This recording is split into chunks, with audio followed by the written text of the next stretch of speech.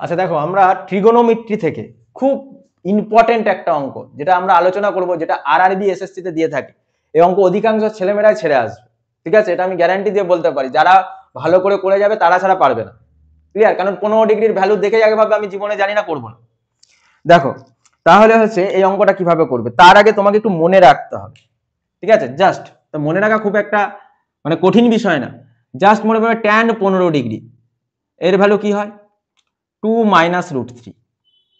কট 15 degree কি হবে value, 2 plus root 3। Clear? এই দুটো শুধু মনে রাখা, আর কিছুই না। এবার বসাও। দেখো tan 15 degree plus cot 15 degree, তাহলে ট্যান 15 ডিগ্রি মানে 2 minus root 3 plus 2 plus root 3। তাহলে হচ্ছে কি করলে 2 minus root 3 plus 2 plus root 3, plus minus কেটে গেল, তাহলে 2 প্লাস 2 4। আমাদের তাহলে অ্যান্সার কত হবে, 4।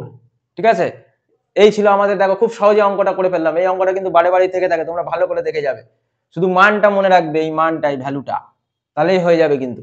ঠিক আছে, তাহলে আমাদের রাইট অ্যান্সার 4, আমাদের রাইট অ্যান্সার। খুব সুন্দর একটা অঙ্ক।